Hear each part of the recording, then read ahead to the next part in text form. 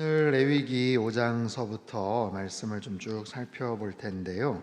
11절, 12절 말씀을 먼저 한번 읽어보죠. 그럼 나눠드린 유인물 앞부분에도 있고요. 레위기 5장 11절, 12절 말씀 같이 읽겠습니다. 시작. 만일 그의 손이 산비둘기 2마리나 집비둘기 2마리에도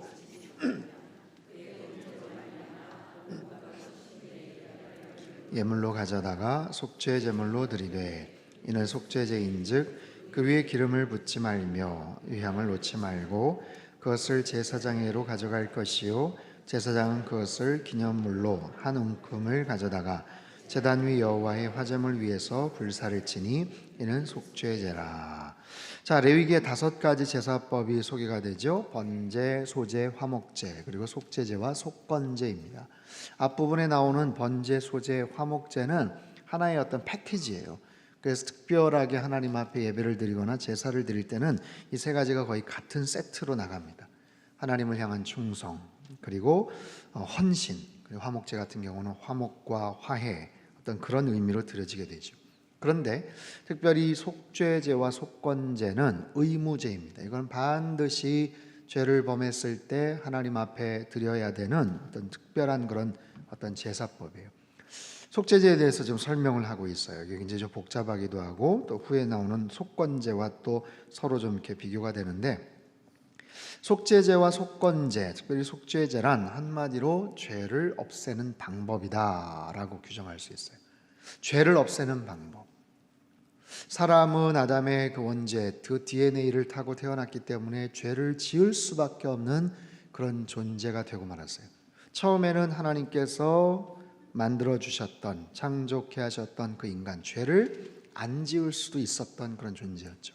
그런데 아담의 그 원죄로 인해서 이제는 죄를 지을 수밖에 없는 그런 존재. 내 마음은, 내 의지는 그렇지만 내 안에 있는 그런 죄성과 죄된 경향이 우리가 이 땅을 살아가면서 죄를 아예 없이 하면서 살아갈 수는 없는 그런 존재로 되고 말았어요. 그래서 그 죄의 결과로 인해서 많은 아픔과 또 어려움과 또 사망의 어떤 그런 결과가 기다리게 되죠. 자, 이 죄를 어떻게 하면 없앨 수 있는가? 다른 방법이 없습니다. 그래서 이제 하나님께서 그 제사법을 가르쳐 주셨어요. 기본적으로는 이제 흠없는 숫송아지를 회막문 앞에서 안수를 하고 잡고, 그래서 그 피를 제사장이 들고 성소 안으로 들어갑니다. 그러면 그 피를 가지고 휘장 앞에서 손가락으로 피를 묻혀서 7번을 뿌려요. 뿌리고 그 앞에 있는 분향단에 뿔에 바르고 나머지 피는 그대로 가지고 와서 번제단 아래 다 쏟게 됩니다. 소에서 난 모든 기름들 번제단에 다 태워서 하나님 앞에 드립니다. 그리고 나머지 제사를 드렸던 가죽, 내장, 고기, 머리, 다리, 고기 모든 부분들을 각을 다 떼워서 함께 나눠 먹는 게 아니라 이건 먹을 수 없는 거예요. 진 바깥으로 나와서 깡그리 태워버려야 돼요. 이건 먹을 수 없어요. 이건 죄로 인해서 하나님 앞에 속죄의 의미로 드려지는 그런 제물이기 때문에 그렇습니다. 이것은 자유의사에 따라서 드려지는 그런 자원제가 아니에요. 드려도 되고 안 드려도 되는 그런 제사가 아니라는 거죠. 누구든지 위로부터는 제사장에서부터 아니면 평범한 한 개인에 이르기까지 죄를 지었다면 반드시 이러한 정해진 절차에 따라서 의무적으로 드려야 되는 바로 그런 제사였습니다. 쉽지 않죠. 어렵습니다. 그래서 이 속죄제의 그 규정을 정확하게 아는 것이 중요해요. 왜냐하면 그래야 자신에게 있는 죄를 사함받을 수 있는 그런 방법이기 때문에 그렇습니다. 오늘날 같은 신약시대 예수 그리스도의 보혈로 인해서 우리의 모든 죄가 사해졌음을 믿고 우리가 그분 안에서 자유함을 누리고 기쁨으로 믿음 생활을 할 수 있다는 것은 얼마나 큰 축복이고 은혜인지 몰라요. 그러나 예수님이 오시기 전에, 화목제물로 이 땅에 오시기 전에는 그런 방법으로만이 겨우 그 죄된 부분들을 해결함 받을 수 있었다라는 겁니다. 그것이 해결되지 않으면 하나님과의 관계 속에서 죄의 삭은 뭐예요? 죄에 대한 결과는 반드시 죽음이죠. 하나님과의 관계가 단절되는 거예요. 관계가 끊어져 버려요. 여러분, 인간과의 관계도 마찬가지죠. 사람과의 관계도 마찬가지죠. 아무리 친하고 아무리 가까우고 오랫동안 지인으로서 같이 지냈다가도 어떤 문제가 생기고 오해가 생기고 그 안에 죄가 들어가면 관계가 사정없이 망가지게 돼 있어요. 자녀와의 관계도 마찬가지고 부부와의 관계도 마찬가지. 죄라는 것은 그만큼 치명적이고 아주 파급력이 커다란 거죠. 하나님과의 관계성도 마찬가지입니다. 차단이 돼버리는 거예요. 막혀버리는 거예요. 막혀버린다고 했을 때 하나님과 나와의 소통이 끊어지게 됩니다. 우리가 기도를 해도 하나님 들어주지를 않아요. 하나님도 말씀하시지 않아요. 답답한 그런 상황이 초래가 되는 거죠. 하나님을 애초에 알지를 못하고 하나님과의 관계가 아예 없었던 사람이라면 그것조차도 뭐가 뭔지를 잘 모르겠지만, 하나님과의 온전한 관계성 속에서 잘 지내다가 이런 죄로 인해서 그 죄가 관계를 다 끊어버리고 하나님과의 관계가 끊어져 버리면 우리 마음속에 기쁨이 상실이 됩니다. 마치 오랫동안 구름이 또 비가 태양을 가리우는 것 같아요. 오랫동안 햇볕을 보지를 못한다. 그럼 얼마나 답답하겠어요.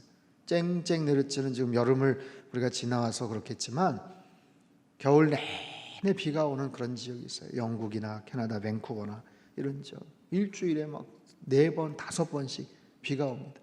그리고 겨우 비가 안 와도 그냥 흐리멍텅한 이제 그런 날씨. 그러니까 어쩌다 한번 해가 딱 뜨면요, 얼마나 정말 기분이 좋은지 몰라요. 그러니까 막 일을 하다가도 공원에 나가서 막 햇살 쬐는 거예요. 너무너무 좋은 거예요. 근데 그런 것처럼 하나님과의 관계, 의의 태양이신 하나님과의 관계가 그렇게 단절이 되고 하나님과 그런 막힘이 있으면 우리는 살 수가 없어요. 하나님과의 관계가 막혀버리면 사람과의 관계도 막혀버리는 거예요. 그 사람이 기쁨을 누리지 못하고 평안을 누리지 못하고 마음속의 자유함을 누리지를 못하기 때문에 완전히 모든 것들이 차단되고 우리의 영혼은 점차적으로 피폐해지고 쇠약해지게 되죠. 그래서 성숙한 크리스찬이라면 어떻게든지 하나님과의 관계가 훼손이 되는 것을 우리는 두려워할 필요해요. 우리는 그것을 겁내야 됩니다. 뭐 상관없지 뭐, 그냥 하나님 용서해 주시는데 하고 넘어간다면 하나님과의 온전한 관계를 우리는 구체적으로 잘 체험하지 못하는 사람이에요. 불편함을 느껴야 돼요. 그 마음속에서 불편함과 답답함을 느낄 수 있어야 돼요. 그게 하나님과의 관계를 체험을 했었던 사람이고 다시 그 원위치로 회복이 될 수 있는 그런 가능성이 있어요. 어떠한 상황에서도 하나님과의 관계가 차단되지 않도록, 하나님과의 관계가 불편해지지 않도록, 하나님과의 관계가 막히지 않도록 여러분 언제나 하나님 안에서 여러분 주님 바라보며 사시기를 주님의 이름으로 축복합니다. 자, 이 죄에 대한 문제, 살아가면서 의도적으로 뭔가 악행을 범했던 죄도 있지만 부지중에 범한 죄악도 있어요. 의도적으로 범한 죄가 아니라 전혀 알지 못하는 가운데, 깨닫지 못하는 가운데 행했던 그런 죄악들은 어떻게 할 것인가? 구약에는 여러 가지 정결 예법들이 나옵니다. 음식에 관한 규정들이 나옵니다. 그 종류가 있고 과정이 있고 절차가 있고 기간까지 아주 분명하게 지켜야 되는 상세한 그런 세부 조항들이 있기 때문에 자기도 모르는 사이에 그것을 범할 수가 있어요. 그야말로 부지불식 가운데 그런 죄를, 잘못을 범하는 그런 경우도 있어요. 그럼 어떻게 할까요? 몰랐으니까. 하나님 저 몰랐어요. 하나님 저 좋은 의도에서 했어요. 아 그래? 그럼 용서해 줄게. 너는 통과, 너는 패스, 너는 아니고. 그럴까요? 그렇지 않아요. 모르는 중에, 부지 중에 지었던 죄라도 그것은 해결받아야 된다는 거예요. 알았든 몰랐든 반드시 용서를 받아야 되고 해결을 받아야 된다. 그래야 살 수 있다라고 말씀하세요. 여러분, 하나님은 죄에 대해서 굉장히 엄격하십니다. 굉장히 분명하십니다. 왜냐하면 하나님이 우리를 사랑하시기 때문에 그래요. 하나님이 우리를 사랑하시는데 우리 안에 죄의 찌꺼기가 묻어져 있고 죄된 그런 습관들, 습성들이 계속해서 꼬리에 꼬리를 물고 있다면 하나님께서 우리를 가까이 하실 수가 없어요. 용서를 못 하시는 게 아니라, 마음이 너그러우시지 못해서가 아니라 가까이 갈 수가 없는 거예요. 가까이 갈 수가 없어요. 하나님은 거룩하신 분이시기 때문에 어떻게 빛과 어둠이 공존할 수가 있겠습니까? 그래서 우리가 부지중에 지은 죄라도, 아주 사소한 죄라도 그것을 없애기를 원하시고 또 그래야 된다라고 말씀을 하세요. 그렇기 때문에, 이렇게 엄격하기 때문에 혹여라도 잘못해서 지나친 처벌이나 심판을 받을 수 있는 상황에 대해서도 굉장히 정확하게 세심한 배려를 해주십니다. 대표적인 것이 구약의 도피성과 같은 그런 제도예요. 요단강을 중심으로 동쪽, 서쪽 세 군데의 그런 도피성, 그건 뭐냐면 부지불식 가운데 모르고 실수로 누군가를 죽였는데, 그러면서 나온 얘기가 그거잖아요. 같이 나무를 하러 갔는데 도끼날이 갑자기 휙 빠져가지고 옆에 있는 사람을 죽이게 됐다. 그런 건 어떻게 하는 거야? 난 실수다, 나는 모르고, 아니면 어떻게 잘못해서 그랬다. 그럼에도 불구하고 그 부분에 대해서 죄를 처벌받을 수도 있고, 잘못하면 그 옆에 있는 다른 가족이나 다른 사람에게 죽임을 당할 수도 있는 그런 경우, 정말 억울하고 속상한 그런 상황들 속에서 죽임을 당하거나 피해를 당할 수 있는 사람들을 위해서 도피성이라는 그런 제도, 안전장치 보호구역을 마련해 주셨어요.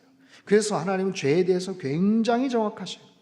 아주 정확하셔요. 그래서 어떤 사람이 죄를 지었는데 그에 대한 처벌이 정확하냐, 지나치냐, 미흡하냐, 아주 정확하게 꼼꼼하게 따지시는 거예요. 그래서 이 속죄제 규정을 아주 분명하게 말씀을 하시는 거예요. 자, 그렇다면 거기에 따른 제물을 바쳐서 그 속죄제로 말미암아 그 죄된 문제들을 해결함 받아야 되는데, 여기 보면 자기의 형편과 상황이 되지를 못해서 소나 양을 바칠 수 있는 상황이 안 되면, 그리고 또 죄를 번복한 어떤 그런 부분들 때문에 생활이 형편이 어려워서 제대로 드리지를 못하는 경우는 어떤가? 경제적으로 드리고 싶은데 드릴 수 있는 여력이 안 되면 어떻게 되는가? 하나님은 그런 부분까지도 다 하나님 고려를 하셨어요. 즉 소나 양이나 염소를 바칠 만한 여건이 안 되는 사람들, 경제적으로 형편이 어려운 사람들, 그 사람들을 위해서는 어떤 제도? 산비둘기 2마리나 집비둘기 새끼 2마리를 바치라고 말씀을 하세요. 그 정도는 바칠 수 있다라고 말씀을 하세요. 그런데 그것조차도 형편이 안 돼서 드릴 수가 없는 사람들은 어떻게 되는가? 그런 사람들은 그냥 죽어야 되는가? 그런 사람들은 그 죄의 문제를 끌어안고 살아야 되는가?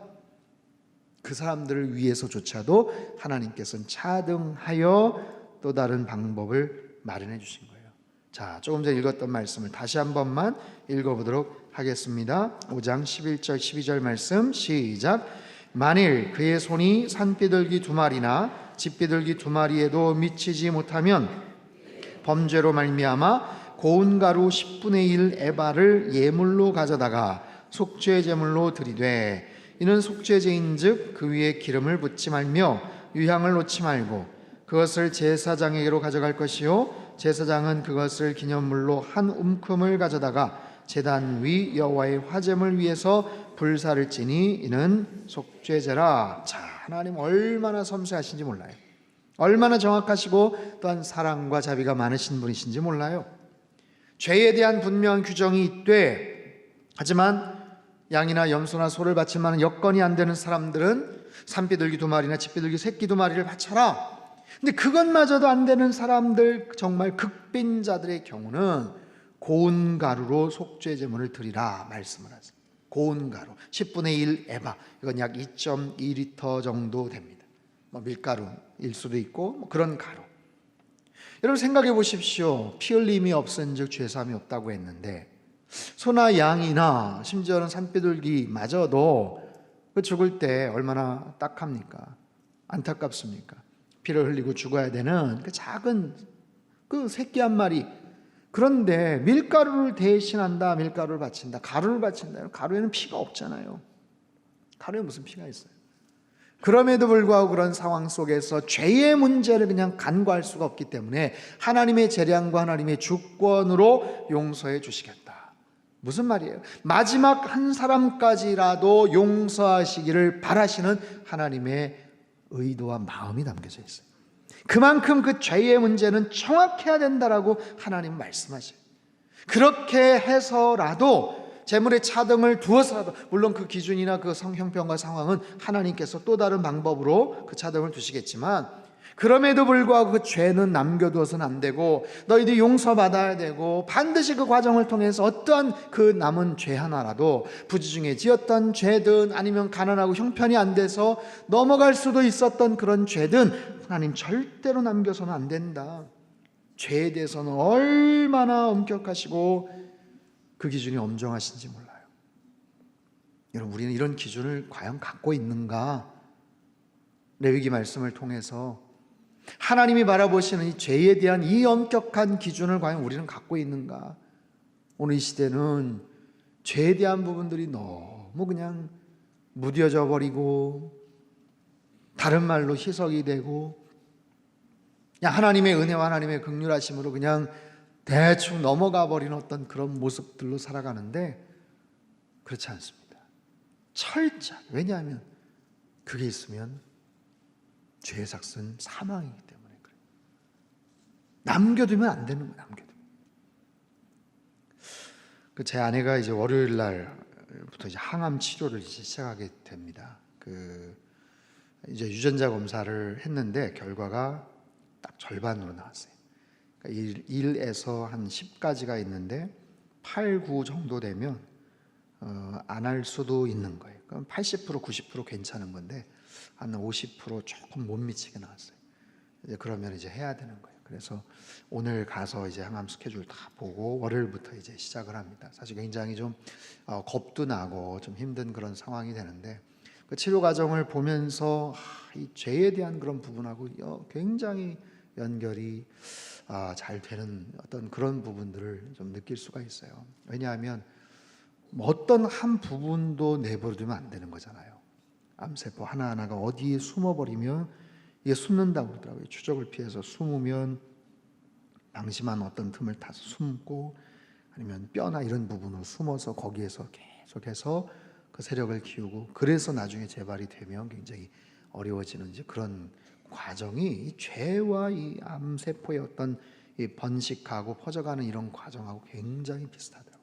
그래서 그 암세포가 증식하기 딱 좋은 그런 여건들, 우리 삶도 마찬가지예요. 죄가 더 커질 수 있는 그런 여러 가지 요건들, 그 부분들을 어떻게든지 잘라야 돼. 그게 때로는 뭐 좋아하는 음식에서도 나타날 수 있고, 좋아하는 어떤 생활 습관, 편해버린 어떤 생활 습관에도 그것이 잘못하면 암의 어떤 그런 부분들을 증식해낼 수 있는 어떤 그런 여지가 될 수 있고, 그런 부분들 때문에 때로는 힘들고 어렵고, 이제 그 투약이 되면 이제 항암 이제 상황에서 막 몸에 막 완전히 그냥 변혁이 막 일어나서 힘들고 어려운 상황, 그뿐이겠어요. 여러 가지 삶 속에서 좀 불편하고 어려운 그런 부분들이 있는데, 그 고통을 다 참고 견디고 잘라내고 뭐 아무튼 그래야 되는 거죠. 그래서 아무튼 참 짧은 시간 동안, 거의 한 달 동안 뭐 가정 안에 굉장히 많은 것들을 좀 느끼게 됐고, 이번에 이제 태국에 갔던 거는 사실은 이제 지난 5월, 4월 달서부터 벌써 티켓팅을 다 했었던 거예요. 그래서 선교사님들 돕고 또 자녀들 같이 가서, 근데 그 상황을 정말 기적과 같이 그 타이밍을 그냥 그대로 갈 수가 있었고, 말씀을 드렸지만 저희 이제 막내를 어떻게 케어할 수가 없어서 거기 이제 선교사님 댁에 이제 맡겨두고 이제 엊그제 왔는데, 엄마가 같이 갔었으면 떼어놓고 못 왔을 것 같아요. 그래가지고 마지막에 이제 거기 이제 선교사님 둘째가 이번에 마침 또 대학에 들어가는 바람에, 그리고 그 집 막내가 저희 아이하고 1살 차이예요. 그래서 그 집 막내도 언니 떠나가니까 이제 섭섭하고 그랬는데, 언니 떠나가고 대신에 1살짜리 또 동생이 생겨가지고 너무 기쁘다고 이제 아무튼 그렇게 됐는데, 마지막에 떠나오는데 이제 공항에서 제가 이제 끌어안고 같이 기도를 했어요. 같이 기도하고 하는데 참 이렇게 눈물이 계속 나더라고요. 처음으로 이렇게 오랫동안 또 떨어뜨렸던 것 같고, 제 마음이 굉장히 좀 이렇게 힘들었던 거는, 저희 큰딸 이제 같이 갔는데, 이제 큰딸이 막내 동생한테 언니처럼 아주 그렇게 행동을 하더라고요. 너 아무튼 마음 강하게 먹어야 되고, 그래서 아주 언니 노릇을 하더라고요. 그래서 너 힘든 거 있으면 언니한테 카톡 보내고 언니가 하라는 거 다 시키고, 여기에서 이제 아무튼 뭐 잘하라고, 아무튼 그냥 아주 의연하게 탁 하고, 막 저만 울어, 저만 계속 울고, 막둥이는 하면서 막 이렇게 하고, 언니도 그냥 막 하고, 그리고 빠이빠이 하고 딱 들어서는데 큰애가 이제 그때부터 울더라고요. 그때부터 참 그 마음이 굉장히 참 안타깝고 그랬는데, 막내 앞에서는 아무튼 뭐 저보다 더 강한 것 같아요. 막내 앞에서 굉장히 의연한 척 하더니 딱 모퉁이 돌면서부터 계속 큰애가 이제 울더라고요. 그래도 뭐 어떻게 하겠어요? 또 하나님께서 또 뭐 그렇게 정말 인도하심이 얼마나 정말 정확하셨는지 몰라요. 그렇게 티켓 끊어서 그렇게 하고 그 과정이 또 그 둘째 또 마침 그 다음 날 이제 한국에 왔거든요. 그런 어떤 타이밍들이나 이런 부분들이 너무 정확한 거예요. 뭐 저나 뭐 제 아내나 이제 힘들고 뭐 그런 부분들도 있지만 저희 막둥이도 마찬가지고 거기서 학교 이제 가려면 셔틀버스를 집 앞에서 타는데 5시 40분에 타야 돼요. 아침에 굉장히 일찍 학교가 7시부터 수업을 시작하더라고요. 더운 나라에서 그런지 1교시 하고 아침을 먹는데요. 그래서 5시 40분에 일어나는 것도 아니고 그때부터 이제 버스를 타고 가야 되니까 그 트래픽도 굉장히 심해가지고 어제 하루 갔다 오더니 그냥 뭐 카톡 하면서 엄마하고 막 그냥 아무튼 빨리 나 데리고 가라고 막 이제 떼도 쓰고 막 그러는데 제가 막 끊으라고 빨리 엄마하고 막 끊으라고 마음 약해지니까 끊으라고 이제 본격적으로 이제 치료를 또 해야 되니까 이제 그런 과정들이 참 그런 거예요.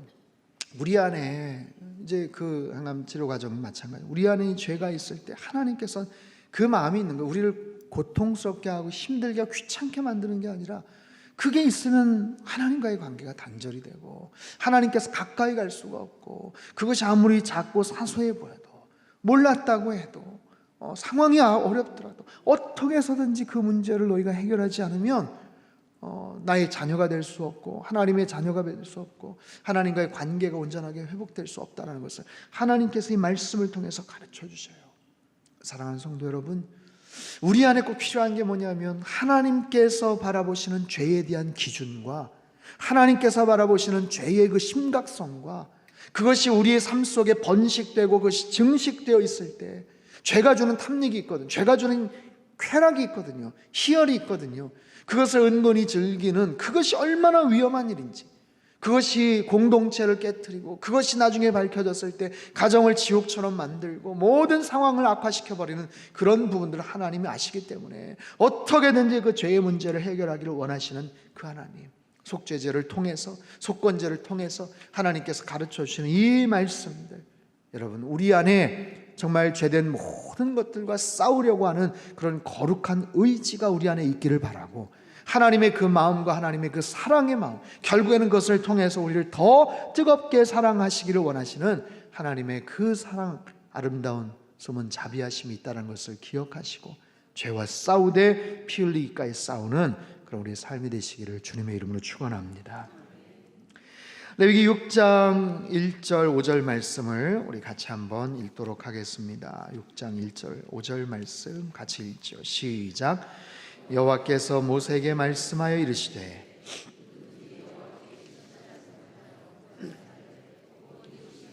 물건이나 전당물을 속이거나 도둑질하거나 착취하고도 사실을 부인하거나 남의 잃은 물건을 줍고도 사실을 부인하여 거짓 맹세한 등 사람이 모든 일 중에 하나라도 행하여 범죄하면 이는 죄를 범하였고 죄가 있는 자니 그 훔친 것이나 착취한 것이나 맡은 것이나 잃은 물건을 주운 것이나 그 거짓 맹세한 모든 물건을 돌려보내되 곧 그 본래 물건의 5분의 1을 더하여 돌려보낼 것이니 그 죄가 드러난 날에 그 임자에게 줄 것이요.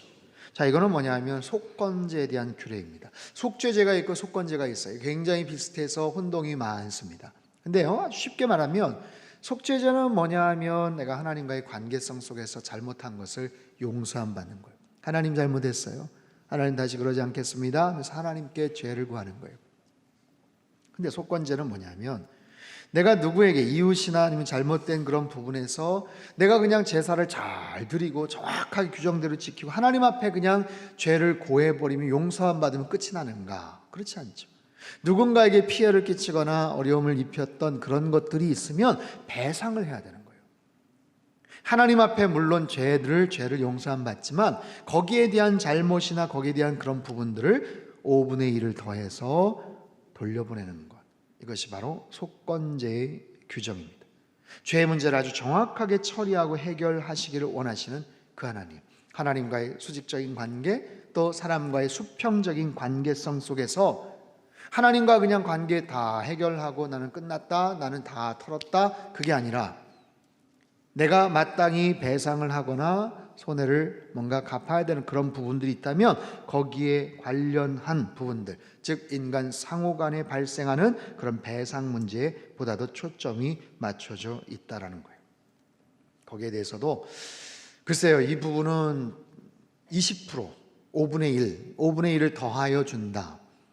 어떻게 보면 적을 수도 있을 것 같고, 많다라고 느끼십니까, 여러분? 어떠세요?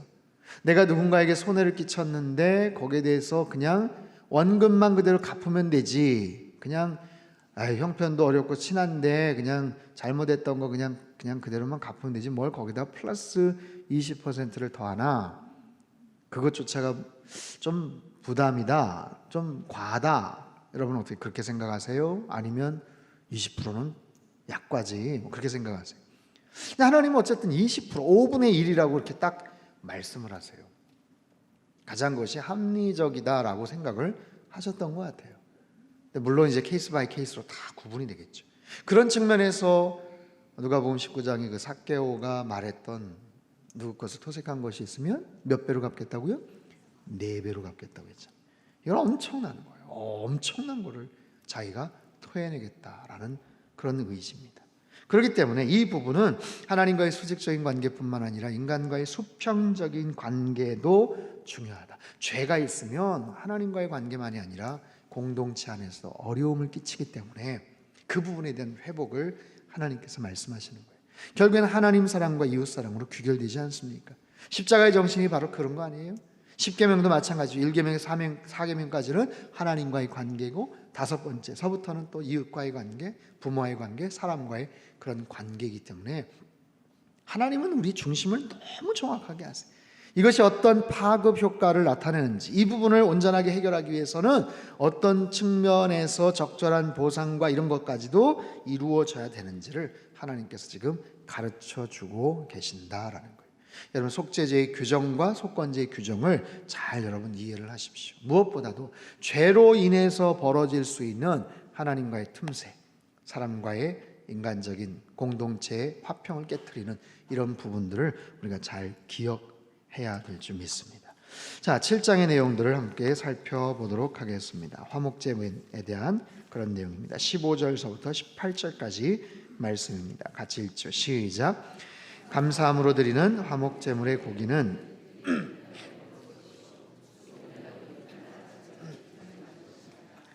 그러나 그의 예물의 제물이 서원이나 자원하는 것이면 그 제물을 드린 날에 먹을 것이요 그 남은 것은 이튿날에도 먹되, 그 제물의 고기가 셋째 날까지 남았으면 불사를 지니, 만일 그 화목제물의 고기를 셋째 날에 조금이라도 먹으면 그 제사는 기쁘게 받아들여지지 않을 것이라. 드린 자에게도 예물답게 되지 못하고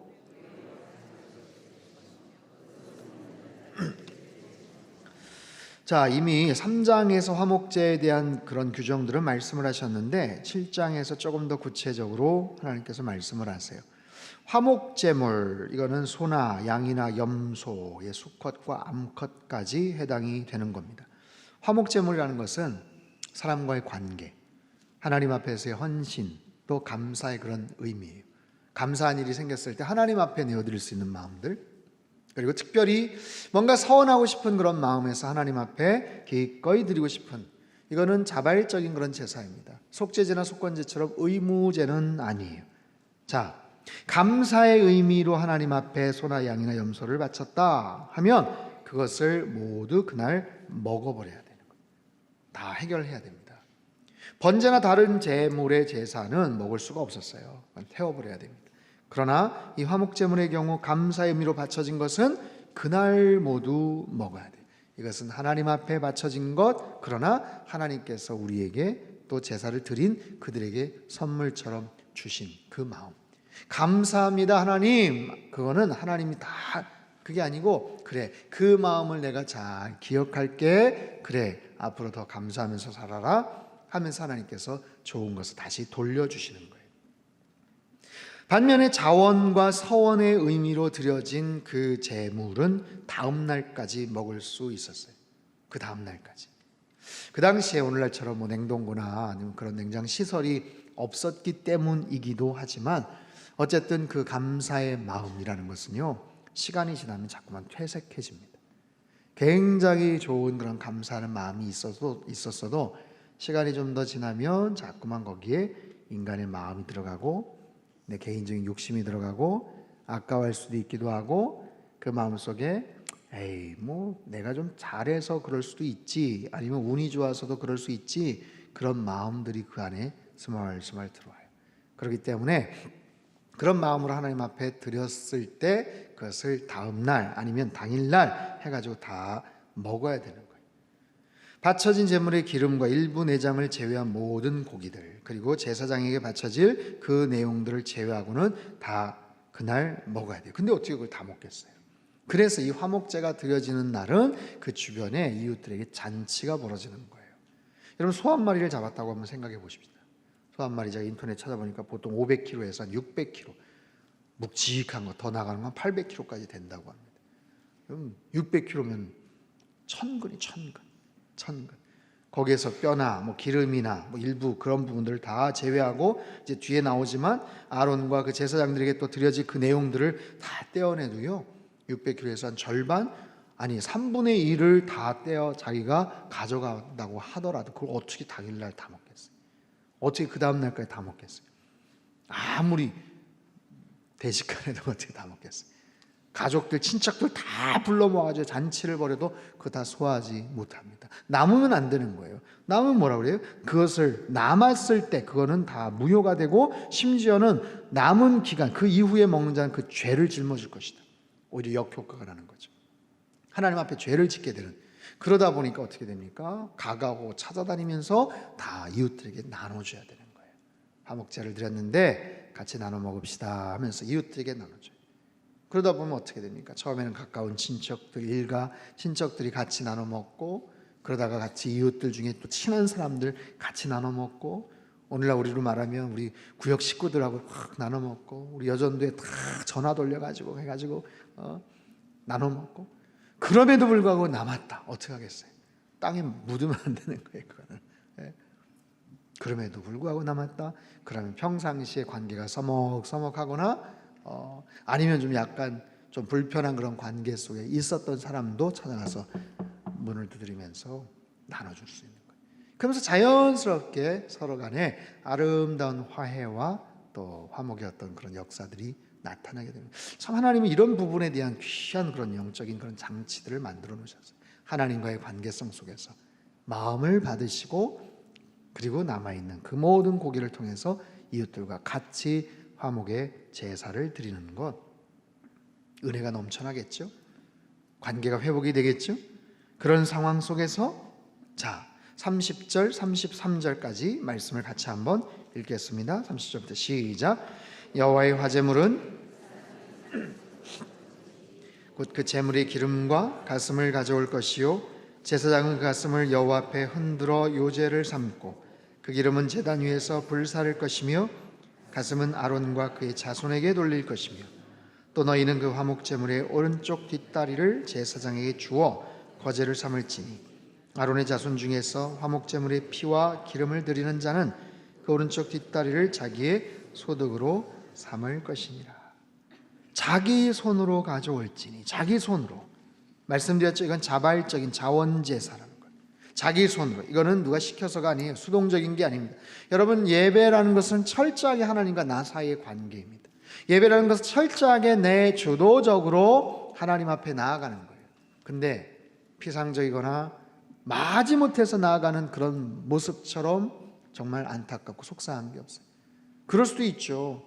어쩔 수 없는 가정의 평화를 위해서 마음 내키지 않는데 어쩔 수 없이 따라다니는 믿지 않는 남편분들, 그런 분들 계세요. 그걸 가지고 나무랄 수는 없겠죠. 언젠가 그 마음이 열리기를 바랍니다.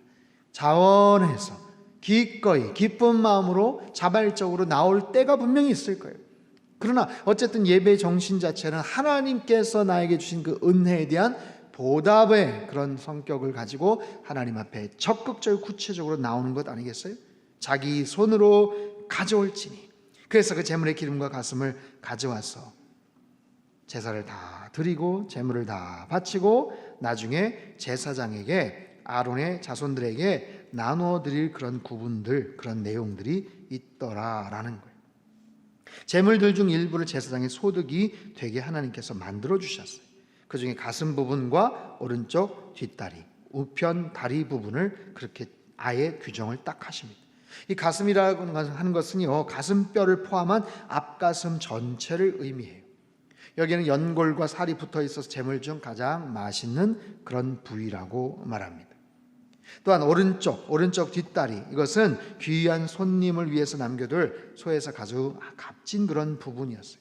근데 그것을 제사장들에게 줄 수 있게끔 장치화시켰어요. 아까워하거나 그게 아니라 제사장들의 그 수고를 인정하시면서 재물의 귀한 부분을 주고 싶어하는 하나님의 그 마음. 그 당시에 제사장들 아무런 생계 수단도 없이 그저 성막에서 전적으로 하나님의 일에만 헌신했던 제사장들을 위해서 하나님께서 그렇게 장치시켜 놓으신 거예요. 재물의 일부분을 주되 기왕이면 가장 좋은 부분, 가장 귀하고 맛있는 부분을 골라서 주시는 하나님의 그런 사랑. 그래서 더 열심히 일할 수 있게끔, 그리고 그 상황이 계속해서 아름답게 그렇게 순환될 수 있게끔 하시는 그런 하나님의 마음이에요.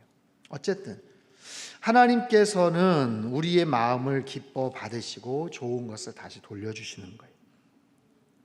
제사를 드렸던 그 사람들에게 나머지 부분을 가지고 와서 이웃들하고 나눠 먹을 수 있게끔 하고, 그리고 제사를 집전했던 제사장들에게 더 좋은 것을 주셔서 계속해서 이런 귀한 모습의 제사들이 반복해서 이루어갈 수 있는 어떤 그런 모습들. 여러분 어떠십니까? 하나님 앞에 내 귀한 마음, 정말 감사의 마음을 드렸을 때 하나님께서 다시 더 좋은 것으로 나에게 복을 허락해 주셨던 그런 경험들 갖고 있으시잖아요.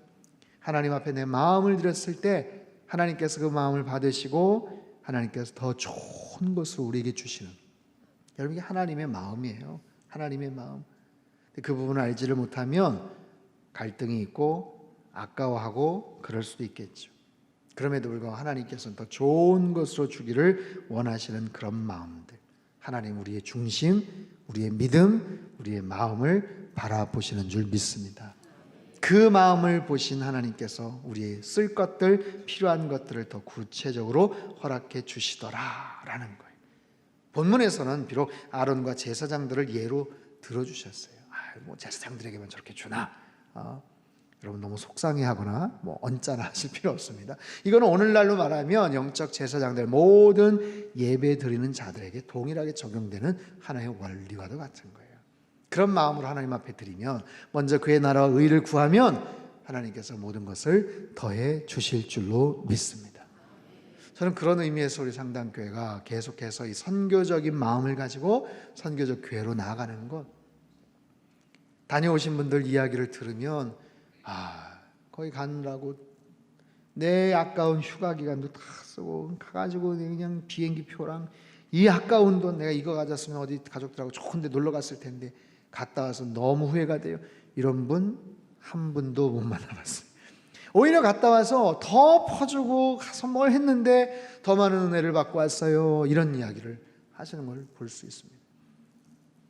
특별히 이번 아울리치 이렇게 가셔서 날씨가 막 굳어가지고 이렇게 아무튼 그랬던 것 같아요. 청년들 라오스 가서도 계속 비가 왔다고 그러고, 이번에 블라디보스톡도 계속 이렇게 폭우가 쏟아졌다죠. 비 안 오면 어디 이렇게 좋은데 막 구경. 근데 아무튼 가서 그 힘들고 어려운 상황이지만, 비록 그곳에 가서 좀 더 좋은 데도 이렇게 한 번씩 또 둘러보고 그랬으면 좋았는데 그러지를 못했지만, 그럼에도 불구하고 하나님께서 주시는 그 은혜와 그 사랑이 얼마나 넘쳐나는지 몰라요. 어제군요. 그 러시아 원일선 선교사님하고 전화를 했는데 정말 감탄을 하시더라고요. 감탄.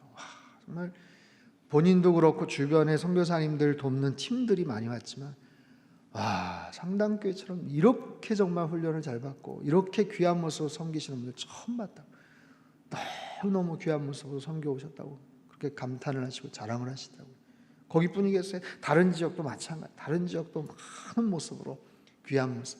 가서 우리의 사랑과 헌신과 물질과 재정과 이 모든 것들을 드리면 하나님께서 더 큰 모습으로 우리에게 채워주시는 하나님이신 줄 믿습니다. 자, 우리 마지막 부분 한번 같이 나누고 기도했으면 좋겠어요. 8장 1절서부터 5절까지 내용입니다. 8장 1절에서 5절까지 말씀들 같이 한번 읽죠. 시작. 여호와께서 모세에게 말씀하여 이르시되 그 이복과 관유와 속죄제의 수송아지와 순양 2마리와 무교병 1광주리를 가지고 온 회중을 회막문에 모으라. 모세가 여호와께서 자기에게 명령하신 대로 하매 회중이 회막문에 모인지라. 모세가 회중에게 이르되 여호와께서 행하라고 명령하신 것이 이러하니라 하고. 자, 레위기는요 1장부터 7장까지는 제사법에 대해서 쭉 나열을 하시고 설명을 구체적으로 하셔요. 그런데 그 제사를 구체적으로 앞으로 책임지고 맡아서 드릴 대제사장이 아직 세워지질 않은 거예요. 그래서 그 대제사장의 위임식, 대제사장이 어떻게 세워지는지를 이제 8장에서 9장 해가지고 쭉 설명을 하시는데, 여호와께서 모세에게 말씀하셨다라고 시작이 돼요. 어떤 하나님? 말씀하시는 하나님.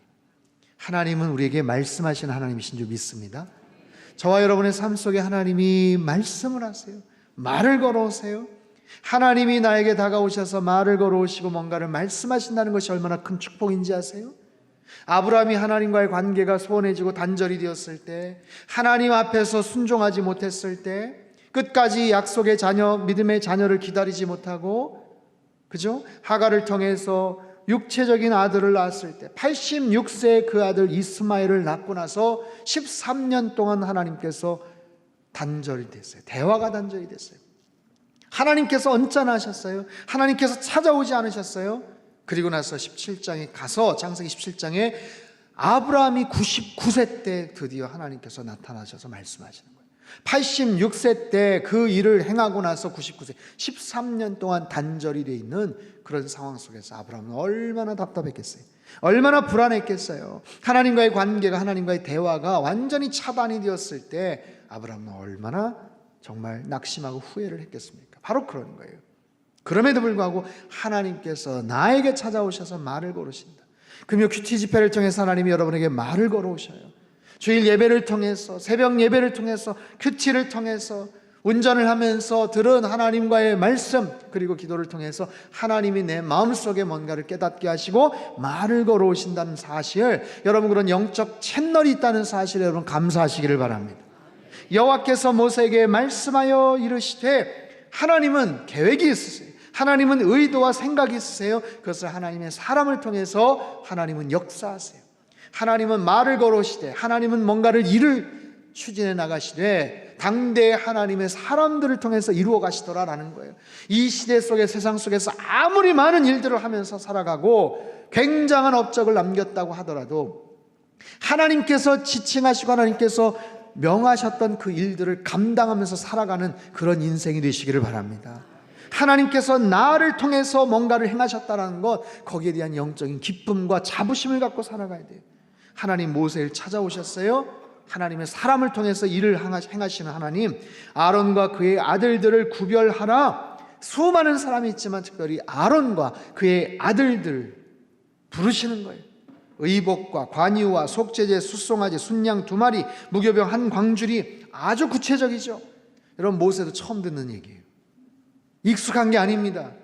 뒤에 쭉 나오지만 아론을 씻기고 속옷을 입히고 띠를 띄우고 겉옷을 입히고 에봇을 걸치고 흉배를 붙이고 그 안에 우림과 둠밈을 넣고 머리에 관을 씌우고, 모세도 정신이 없는 거예요. 듣도 보도 못한 이야기를 하나님께서 쭉 말씀을 하시는데, 놀라운 것은 4절에 보면 모세가 여호와께서 자기에게 명령하신 대로 행했다. 모세가 회중에게 여호와께서 행하라고 명령하신 것이 이러하니라.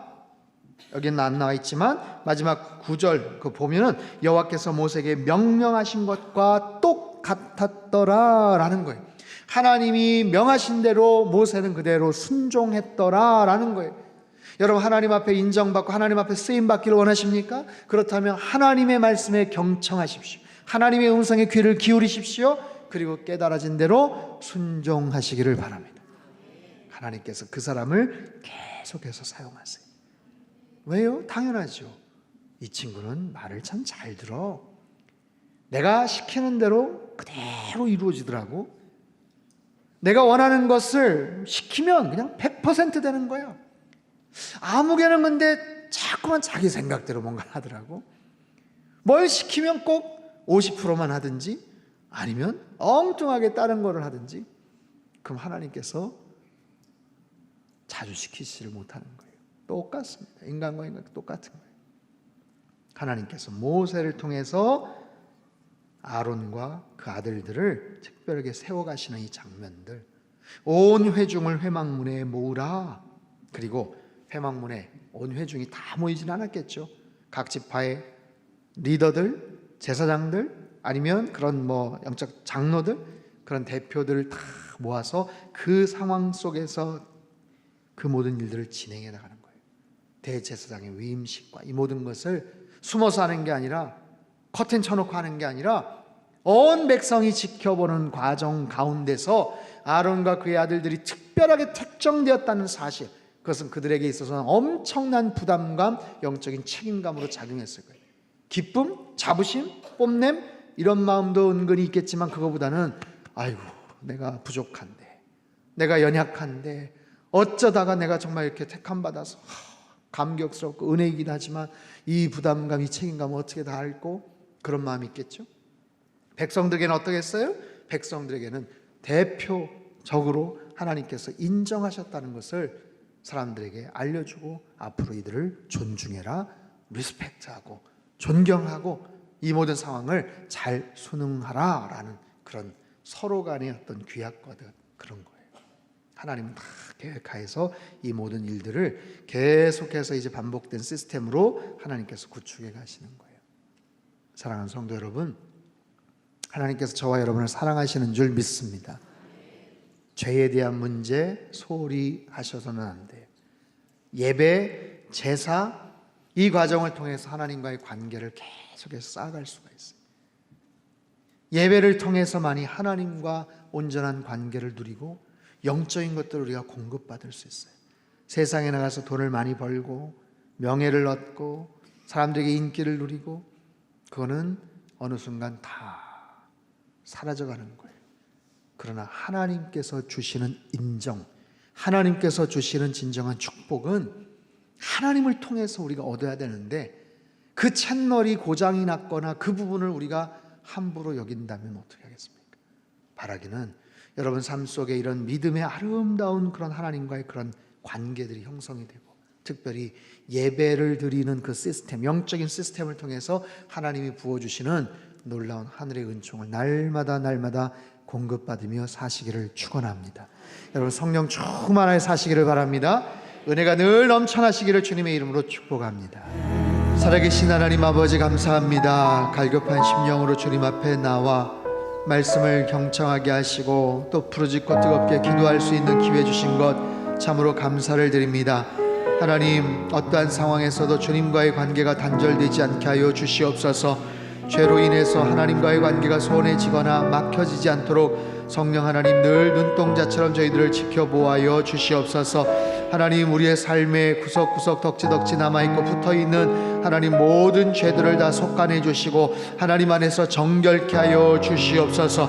우리의 생각과 우리의 의식과 우리의 마음과 우리의 말과 혀와 손과 발로 지었던 모든 죄악들을 주님의 십자가의 보혈로 깨끗하게 하나님 정케 하여 주시고 새롭게 하여 주시옵소서. 하나님, 어떠한 상황에서도 하나님과의 관계가 막혀지지 않게 하셔서 예배가 회복이 되며 그 예배를 통해서 살아계신 하나님께 온전한 마음으로 하나님 기쁨으로 나아가 하나님 앞에서 마음껏 주님을 찬양하고 영적으로 아름다운 은혜를 충만하게 공급받는 우리의 삶이 되게 도와주시옵소서. 이 땅의 교회를 위해서 기도하였습니다. 이 나라 민족을 위해서 기도하였습니다. 특별히 하나님 아버지, 삶의 많은 부분에서 기준이 무너졌고 옳고 그름에 대한 하나님 분별력들이 상실이 되어 있고 정치적인 해석과 또 개인적인 이기적인 욕망으로 말미암아 혼탁한 그런 삶에 아버지 하나님 어지러운 그런 시대를 살아가고 있는 하나님 대한민국 2019년 이 땅을 주님께서 굽어 살펴주시고 긍휼히 여겨 주시옵소서. 열강의 여러 가지 위협과 또 여러 가지 갈등과 어려움 속에서 어떤 것이 옳은 것인지 어떤 것이 정말 바른 길인지 참으로 헷갈리고 혼동이 되는 그런 상황 속에서 국민들이 낙심하고 절망하고 좌절하고 있습니다. 주님, 이 땅을 굽어 살펴주시고 여호와 하나님께서 공의를 아버지 하나님 정말 정의를 물과 같이 공법을 하수와 같이 주님께서 세워주심으로 말미암아 다시 하나님을 찬양하며 주님의 십자가를 드리우는 하나님 거룩한 나라로 주님께서 구별하여 주시옵소서. 하나님 이 땅의 교회가 다시 한번 그 자정적인 역할을 감당할 수 있게 도와주시고 강단에서 폭포수 같은 진리의 말씀들이 선포되며 십자가의 능력, 부활의 능력, 보혈의 능력, 말씀의 능력으로 온 성도들이 다시 한번 영적으로 주님 앞에 세워질 수 있도록 주께서 도와주시옵소서. 우리가 발을 딛고 살아가는 이 청주 땅을 주님께서 굽어 살펴주시고 하나님 성당교회를 통하여 행복한 청주도성이 될 수 있게 도와주시옵소서. 원근각처 하나님 모든 선교지에 나가 수고하시는 선교사님들 그들의 형편과 처지를 주님께서 다 아시오니 하나님 모든 상황들을 주님께서 굽어 살펴주시고 주님의 강한 손과 편발로 지켜 보호하여 주시옵소서. 아픈 환우들을 주님께서 긍휼히 여겨주시며 상한 갈대를 꺾지 않으시고 꺼져가는 심지를 끄지 않으시는 아버지 하나님의 긍휼하심 속에서 하나님 모든 연약한 부위들을 주님의 십자가의 보혈로 어루만져 주실 때 급속한 치유가 있게 하여 주시옵소서. 성령 하나님 우리 가정을 회복시켜 주시고 하나님 날마다 말씀이 중심이 되고 예배가 중심이 된 우리 가정이 되게 하시고 모든 관계가 잘 회복될 수 있도록 주께서 축복하여 주시옵소서. 하나님 상당교회에서 믿음 생활을 하며 예배를 드릴 수 있다는 것이 얼마나 큰 축복인지 모릅니다. 하나님 최상의 예배로 주님 앞에 나아가는 우리 모든 성도님들 되게 도와주시옵소서. 너무나도 익숙하여서 편안한 분위기 속에서 아무런 감흥이나 감사함 없이 나아가는 자들 되지 않게 도와주시고 언제나 매 순간마다 최선의 모습을 다해서 살아계신 하나님 높고 위대하신 그 하나님 앞에 찬양과 존귀와 하나님의 놀라운 능력들을 날마다 간구하며 하나님 앞에 높여드리는 우리의 모든 최상의 예배가 될 수 있도록 주님 역사하시고 축복하여 주시옵소서. 하나님 여름이 저물어가고 이제 가을이 되어가고 있습니다. 건강 지켜보아해 주시고 하반기에 있을 여러 가지 중요한 사역들 가운데도 주님께서 감찰하여 주심으로 말미암아 주님의 뜻을 이 땅 가운데 이루며 하나님 선교적 교회로서 세상을 향해 힘있게 뻗어져 나가는 하나님 우리 교회가 되게 하시고 우리 모든 성도님들 되게 축복하여 주시옵소서. 이 시간에도 귀한 물질 주님 앞에 올려드린 손길들 위에 하늘의 신령한 복과 땅이 기름진 복으로 넘치도록 부어 역사하시고 예물이 쓰여지는 모든 곳마다 하나님의 나라가 힘있게 확장되게 축복하여 주옵소서. 이제는 우리 주 예수 그리스도의 크신 은혜와 하나님 아버지의 극진하신 사랑하심과 성령님의 교통하심의 역사가 제상의 모습으로 주님 앞에 예배를 드리며 언제나 막힘이 없는 주님과의 아름다운 관계 소통을 누리며 살아가기를 소망하는 이 자리에 모인 모든 사랑하는 주의 백성들 가정과 일터와 건강과 자녀들이 앞길 위에와 우리 상당교회와 이 나라 민족 흩어진 모든 열방 위에 이제로부터 영원토록 함께 하시기를 간절히 축원하옵나이다. 아멘.